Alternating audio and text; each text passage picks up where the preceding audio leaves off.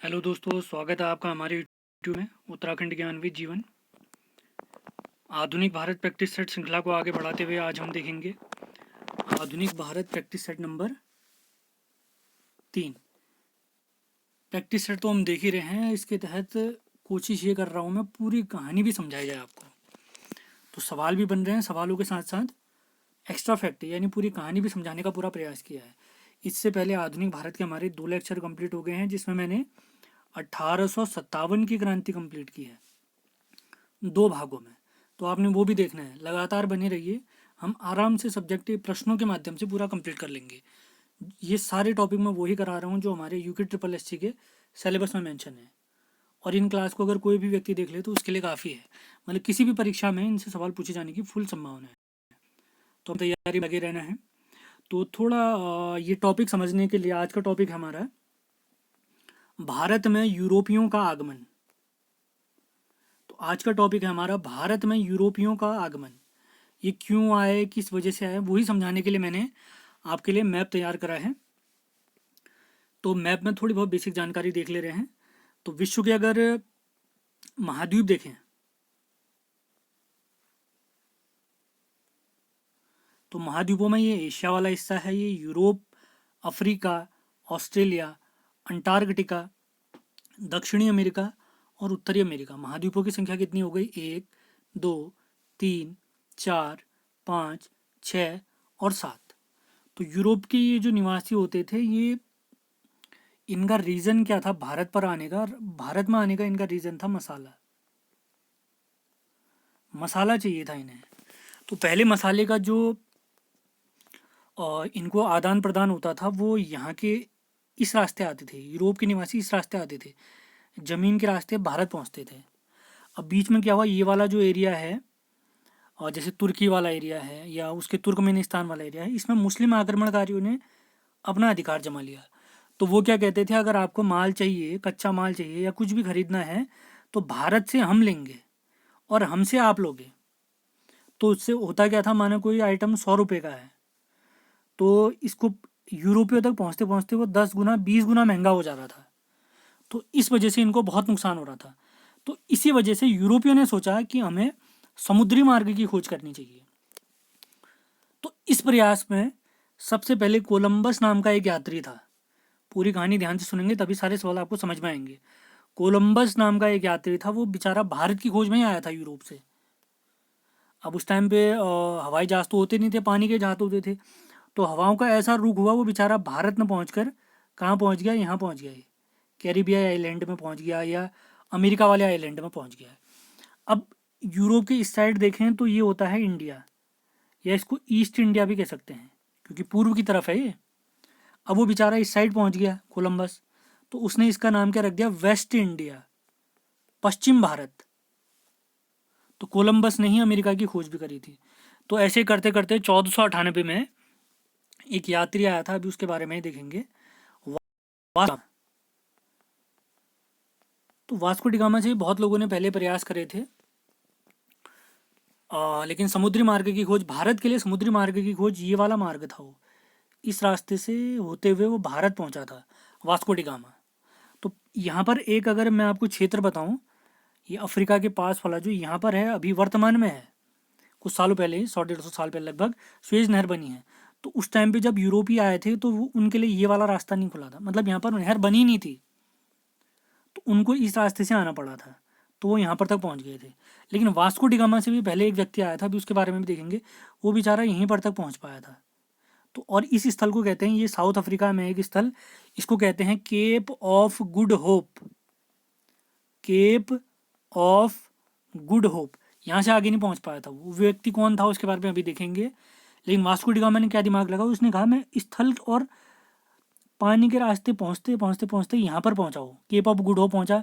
फिर एक भारतीय नाविक मिला, उसकी मदद से वो यहाँ पहुँच गया, केरल पहुँचा। उसके बाद तो आक्रमणकारी या यूरोपीय व्यक्ति आते गए। क्यों आए थे? क्योंकि इनका ये वाला रास्ता, स्थल वाला, जमीन वाला रास्ता बंद हो गया था। मुस्लिम आक्रमणकारी या जो मुस्लिम राजा थे वो उनको जाने नहीं देते थे यहाँ। तो समुद्र के रास्ते की खोज आवश्यक थी। तो ध्यान देखें, अब चलते हैं सीधे सवालों पे। अब यहाँ पर कुछ ये मैप बना रखे हैं, जैसे अगर इसमें देखें ये वाला एरिया आपको दिख रहा होगा, ये वाला एरिया, ये ऊपर ऊपर वाला ये वाला एरिया, ये पूरा यूरोप है। तो ये स्पेन है, यहाँ पर पुर्तगाल है, इस रास्ते से होते हुए ये लोग आते थे, यहाँ भारत पहुँच जाते थे। तो मैम आप लोग देख लें, मैं हमारे टेलीग्राम चैनल से साथ जितने भी लेक्चर अभी तक हमारे हुए हैं। तो आज सुबह की क्लास भी आपने देखी होगी, उत्तराखंड की क्लास, उत्तराखंड परीक्षा वाणी चैप्टर नंबर 13 पढ़ाया था हमने। जिसने नहीं देखी वो क्लास देखते रहे। तो सीधे सवालों पे चलते हैं। उत्तराखंड, आइए, आधुनिक भारत प्रैक्टिस सेट, भारत में यूरोपियों के आगमन के महत्वपूर्ण सवाल, सारा टॉपिक आज समाप्त कर देंगे हम। पहला सवाल है, समुद्री मार्ग से भारत आने वाले पहले यूरोपीय कौन थे? समुद्र मार्ग से भारत आने वाले पहले यूरोपीय शक्ति कौन थी? पुर्तगाली, डच, अंग्रेज, फ्रांसीसी।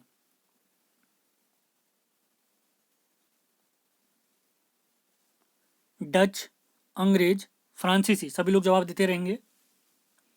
और पूरी कहानी जो मैं समझाने वाला हूं, पूरा बहुत ध्यान से सुनेंगे सभी लोग, पूरा टॉपिक क्लियर हो जाएगा आपका। और जितनी चीजें आपने खुद भी पढ़नी है चीजें, सुबह के लेक्चर में मैंने आपसे कहा था ही पढ़ के भी आना है ये।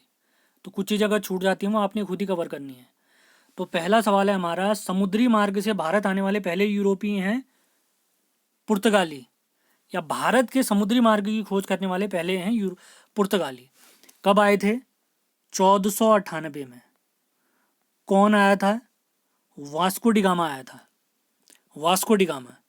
तो अगर एक सवाल यहाँ पर भी बनता है, भारत आने वाले पहले यूरोपीय कौन थे? पुर्तगाली, 1498 में। और भारत से जाने वाले पहले यूरोपीय कौन, और भारत से जाने वाले अंतिम यूरोपीय कौन थे? पुर्तगाली थे। 1961 में ये गोवा से चले गए थे। तो आने वाली पहली शक्ति भी पुर्तगाली और जाने वाली अंतिम शक्ति भी पुर्तगाली। इसके अलावा अगर कुछ अन्य तथ्य देखें, और जैसे दूसरी कंपनी इसके बाद कौन आई थी? इसके बाद डच आए थे। डच भारत कब आए थे? तो भारत आए थे 1605 में। इसके बाद डचों के बाद आए थे अंग्रेज। अंग्रेज भारत कब आए थे? अंग्रेज भारत आए थे 1608 में। डच माने नीदरलैंड के निवासी, डच माने नीदरलैंड के निवासी। अंग्रेज भारत आए थे 1608 में। अंग्रेजों के बाद आए थे डेनिस, डेनिस डेनिस माने डेनमार्क के निवासी। तो ये भारत आए थे 1620 में, 1620 में। और इसके बाद आए थे फ्रांसीसी। डचों के बाद आए थे फ्रांसीसी। फ्रांसीसी भारत आए थे 1668 में। सारे पॉइंट फिर से रिवाइज कर देता हूँ। पुर्तगाली 1498, डच 1605, अंग्रेज 1608, डेनिस, डेनिस माने डेनमार्क, डेनमार्क के नागरिक आए 1620 में, फ्रांसीसी आए 1668 में। अब भारत आने से पहले इन सभी ने कंपनियां भी बनाई थी। तो सबसे पहली कंपनी बनी थी पुर्तगाली। तो पुर्तगाली कंपनी बनी थी 1498 में। पुर्तगालियों के बाद बनी थी अंग्रेज कंपनी, ईस्ट इंडिया कंपनी भी कहते हैं इसको। अंग्रेजों की कंपनी, देखें आने के क्रम में तो तीसरे नंबर पे अंग्रेज, लेकिन कंपनी इनकी बनी है दूसरे नंबर पे। तो ईस्ट इंडिया कंपनी बनी है 1600 में। इसके बाद बनी है डच कंपनी, डच यानी नीदरलैंड की कंपनी, इनकी कंपनी बनी है 1602 में। डच के बाद बने हैं अंग्रेज और डच के बाद बने हैं डेनिस, डेनिस की कंपनी बनी है 1616 में। डेनिस यानी डेनमार्क के निवासी, इनकी कंपनी बनी है 1616 में। और उसके बाद बनी है फ्रांसीसी ईस्ट इंडिया कंपनी 1664 में। भारत आए 68 में, कंपनी बनी 64 में। फिर से सारे पॉइंट रिवाइज करा रहा हूँ। पुर्तगाली कंपनी बनी है 1498 में, बनी है 1498 में। अंग्रेज कंपनी बनी है 1600 में।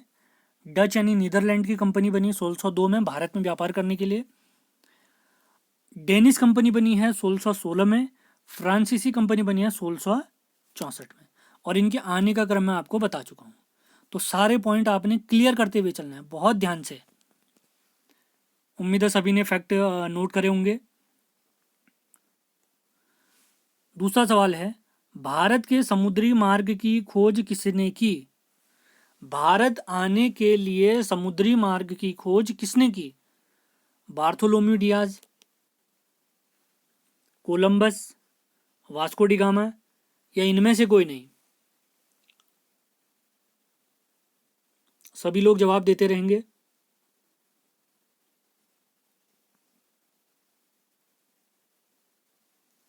Bartholomew Diaz, Columbus, Vasco D gamma या इनमें से कोई नहीं? तो दूसरे सवाल का सही जवाब है वास्को डी गामा। तो भारत के समुद्री मार्ग की खोज किसने करी थी? वास्को डी गामा ने करी थी। एक बार अब वास्को डी गामा के बारे में जितने भी इंपॉर्टेंट पॉइंट है मैं सब बताने वाला हूँ, तो सभी लोग बहुत ध्यान से सुनेंगे। वास्को डी गामा भारत कब आया? 1498 में आया। कितनी बार आया अगर पूछेंगे? 3 बार आया। कब कब आया है? एक 1498, 1498 के बाद दूसरी बार आया 1502 में, तीसरी बार आया 1524 में। 1524 में ये वायसराय बनकर आया था और 1524 में ही 24 दिसंबर 1524 को कोचीन में इसका निधन हो गया था। वास्को डी गामा भारत पहली बार 1498 में आया था। टोटल कितनी बार आया है? 3 बार आया है। कब कब आया? 1498, 1502, 1524। 24 दिसंबर 1524 को कोचीन में, कोचीन कौन सी जगह है? कोचीन हमारी केरल में है।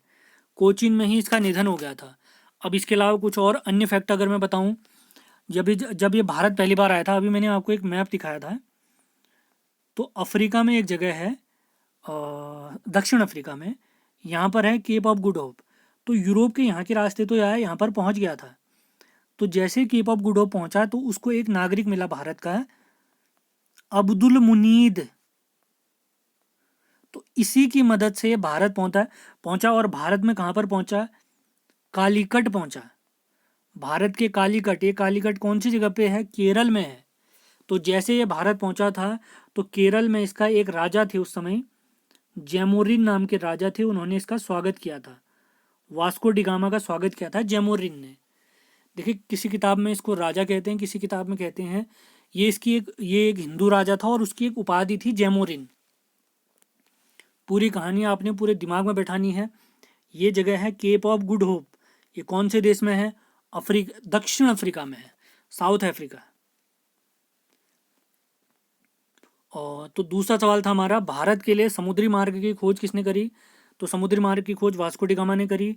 कोलंबस ने अमेरिका की खोज करी। अब ये कौन है? Bartholomew Diaz.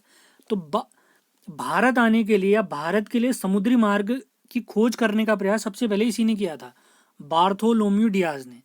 1487 में इसने भारत आने का प्रयास करा, लेकिन ये बेचारा केप ऑफ गुड होप से आगे नहीं पहुंच पाया। Cape of Good Hope, Cape of Good Hope, जिसको उत्तमाशा द्वीप, आशा अंतरीप या तूफानी अंतरीप भी कहते हैं। केप ऑफ गुड होप के अन्य नाम क्या हैं? उत्तमाशा द्वीप, आशा अंतरीप, तूफानी अंतरीप। कौन सी देश में है जगह? ये जगह है दक्षिण अफ्रीका में। किसने करी इसकी खोज? बार्थोलोम्यू डियाज ने करी। तो उम्मीद है आपने सारे फैक्ट नोट जरूर करे होंगे। कुछ भी समस्या हो रही है कमेंट बॉक्स में जरूर लिख दें। अगला देखें। अच्छा, यहाँ पर एक सवाल और आता है ना, पहले व्यक्ति तो थे वास्को डी गामा जो पुर्तगाली भारत आए, तो पुर्तगाल से दूसरे व्यक्ति कौन थे जो भारत आए थे? तो दूसरे व्यक्ति थे सन 1500 में आए थे, Pedro Alvares, Pedro Alvares Cabral. Pedro Alvares Cabral सन 1500 में दूसरा पुर्तगाली जहाजी बेड़ा भारत आया था। ये ध्यान रखेंगे आप सभी लोग, खुद भी पढ़ते रहना है। यहाँ जितने पॉइंट हो सके मैं सारे कवर कराऊंगा आपको। अगले सवाल पे चलते हैं। पुर्तगालियों ने अपनी पहली फैक्ट्री कहाँ स्थापित की? पुर्तगालियों ने अपनी पहली फैक्ट्री कहाँ स्थापित की? सूरत, मसूलीपट्टनम, कोचीन या इनमें से कोई नहीं? सभी लोग जवाब ज़रूर देंगे। ईमानदारी से मेहनत करते हुए चलना है। यहाँ हम सब पढ़ाएंगे, जितना हो सकेगा हमसे सब पढ़ाएंगे, डेली पढ़ाएंगे, चिंता न करें। पुर्तगालियों ने अपनी पहली फैक्ट्री कहाँ स्थापित की?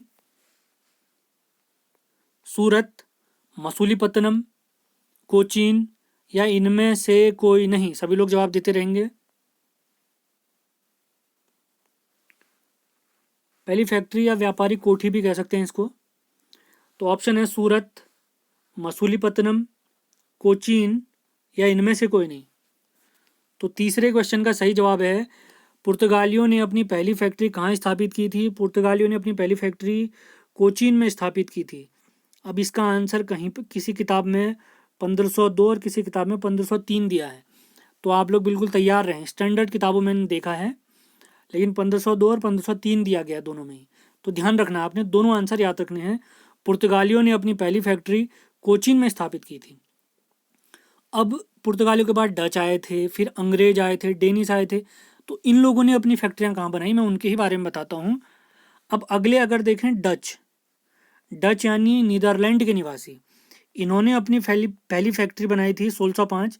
सन तो मैं पहले ही बता चुका हूँ आपको। और कहाँ बनाई थी अगर पूछेंगे, मसूलीपट्टनम आंध्र प्रदेश में। डचों ने भारत में अपनी पहली फैक्ट्री 1605 में मसूलीपट्टनम में बनाई, मसूलीपट्टनम आंध्र प्रदेश में।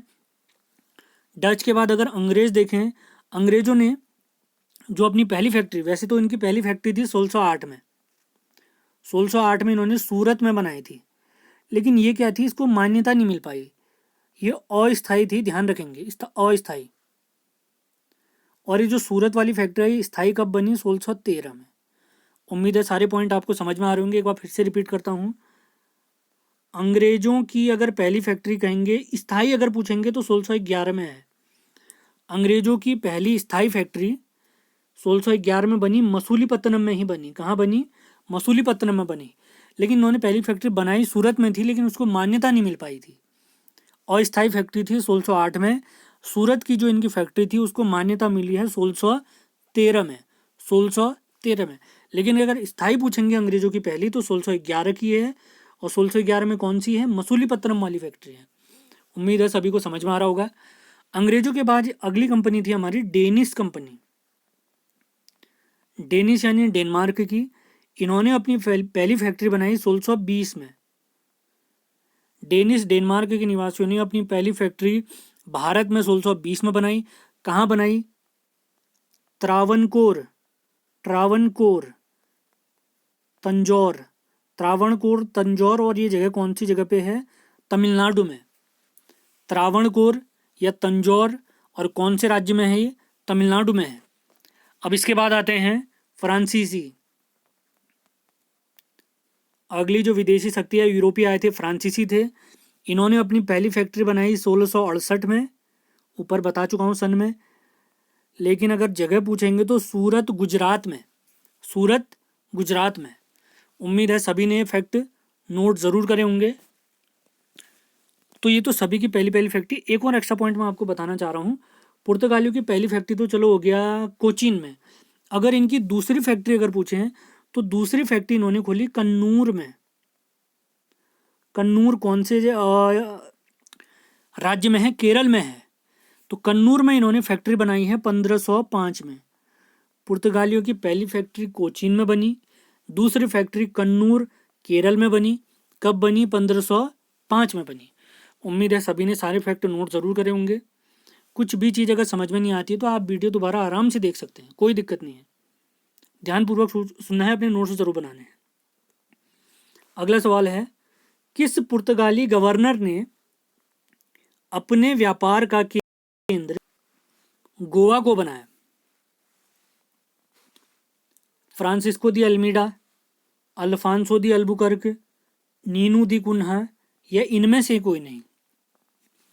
मैंने नाम आधे ही लिखे हैं, लेकिन इनके अगर नाम देखें तो पहला है फ्रांसिस्को दी अल्मीडा, दूसरा है अल्फांसो दी अल्बुकर्क, अगला है नीनू दी कुन्हा, अगला है इनमें से कोई नहीं। तो सभी लोग जवाब देते रहेंगे और बहुत ध्यानपूर्वक जो चीज़ें मैं बता रहा हूँ वो सुननी है आपने। एक और चीज़ अगर मैं बताऊँ आपको, तो पुर्तगाली स्वयं को समुद्र का स्वामी भी कहते थे। सारा समुद्र इन्होंने कब्जा लिया था। बाद में अंग्रेजों से हार गए थे, फ्रांसीसी अंग्रेजों से हार गए थे। तो चौथा सवाल है, किस पुर्तगाली गवर्नर ने अपने व्यापार का केंद्र गोवा को बनाया? इसका सही जवाब है नीनू दी कुन्हा। नीनू दी कुन्हा। अब फ्रांसीसी गवर्नरों के बारे में कुछ इंपॉर्टेंट फैक्ट मैं आपको बता देता हूँ। तो आप कोड अगर याद रखना चाहे तो ऐसे रख सकते हैं, FAN। ये फ्रांसीसी जो गवर्नर, ये पुर्तगाली जो गवर्नर है हमारे, माफ करें, पुर्तगाली जो गवर्नर याद करने का कोड है।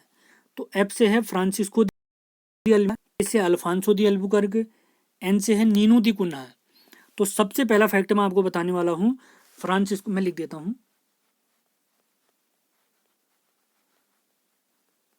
Francisco de Almeida. Francisco de Almeida. Francisco de Almeida. A से क्या है? अल्फांसो, अल्फांसो दी अल्बुकर्क, और एन से नीनू दी कुन्हा, ये तो लिखा ही हुआ है। अब मैं इनसे रिलेटेड कुछ फैक्ट बता देता हूँ। सबसे पहले फ्रांसिस्को दी अल्मीडा से रिलेटेड फैक्ट बताता हूँ। इसका अगर टाइम पीरियड पूछेंगे तो इसका टाइम पीरियड है, वैसे पूछेंगे नहीं लेकिन याद रखना है, 1505 से 1509। ये प्रथम पुर्तगाली गवर्नर है, प्रथम पुर्तगाली गवर्नर है। और इसने blue water policy, blue water policy या शांत जल की नीति या नीले जल की नीति अपनाई। शांत जल की नीति या ब्लू वाटर पॉलिसी या नीले जल की नीति इसने अपनाई थी, फ्रांसिस्को दी अल्मीडा ने, जो कि पुर्तगालियों का पहला गवर्नर था। इसके बाद आता है दूसरा गवर्नर, अल्फांसो दी अल्बुकर्क, ए। ये दूसरा गवर्नर था। इसका टाइम पीरियड अगर देखें, इसका टाइम पीरियड है 1509 से 1515। 1509 से 1515। मोस्ट इंपॉर्टेंट सवाल, पुर्तगालियों को बहुत आगे तक ले गया ये मान के चलिए, इनकी शक्ति को इसने अथाह विस्तार करा। तो इसी वजह से इसको कहते हैं पुर्तगालियों का पुर्तगाली सत्ता का वास्तविक संस्थापक। पुर्तगाली सत्ता का वास्तविक संस्थापक। इस वाला एरिया भी हथियार आया था, समुद्री एरिया जो फारस की खाड़ी वाला क्षेत्र है अपना, ये इंडोनेशिया जो जावा सुमात्रा के आसपास वाला क्षेत्र है पूरा इसने कब्जा लिया। एक बार मैप में समझा देता हूँ ये क्षेत्र है कहाँ पर। तो फारस वाला मैंने क्षेत्र कहा, ये वाला क्षेत्र है, ये वाला क्षेत्र, और ये वाला क्षेत्र भी पूरा कब्जा लिया था। इसको मलक्का क्षेत्र कहते हैं। ये पूरा क्षेत्र, ये भारत वाला तो कब्जा है इसने, यहाँ का रास्ता भी कब्जा लिया, ये भी कब्जा लिया। तो इसी वजह से इसको, किसको, अल्फांसो दी अल्बुकर्क को, अल्फांसो दी अल्बुकर्क को फ्रांसीसी शक्ति का वास्तविक संस्थापक कहते हैं। तो अब मैं आपको बताता हूँ अल्बुकर्क से रिलेटेड कुछ इंपॉर्टेंट फैक्ट। सबसे पहला फैक्ट तो भैया इसका टाइम पीरियड है 1509 से 1515। दूसरा पॉइंट है पुर्तगाली शक्ति का वास्तविक संस्थापक। अगला मोस्ट इंपॉर्टेंट है 1510 में इसने गोवा जीता। 1510 में अल्बुकर्क ने गोवा जीता। 1511 में अभी दिखाया था मैंने फारस वाला क्षेत्र, वहाँ पर है हारमुज जल संधि है वहाँ पर, तो हारमुज वाला क्षेत्र वो जीत गया। एक बार फिर से दिखा देते हैं आपको मैप में, ये वाला जो क्षेत्र दिख रहा है आपको, ये हारमुज वाला क्षेत्र है। ये वाला जो क्षेत्र दिखा है मलक्का वाला क्षेत्र है, ये भी जीत गया था। तो हम देख रहे थे अल्बुकर्क के बारे में, हारमुज वाला जीता 1511 में, 1510 में जीता गोवा, और 1511 में ये जीता है मलक्का। हाँ माफ करें, मैंने थोड़ा सन ऊपर हो गया, मैंने ऊपर नीचे। और 1515 में इसने जीता है हारमुज वाला। हारमुज क्षेत्र ईरान में है और ये मलक्का वाला क्षेत्र इंडोनेशिया में है, जावा सुमात्रा के पास, जावा सुमात्रा के पास।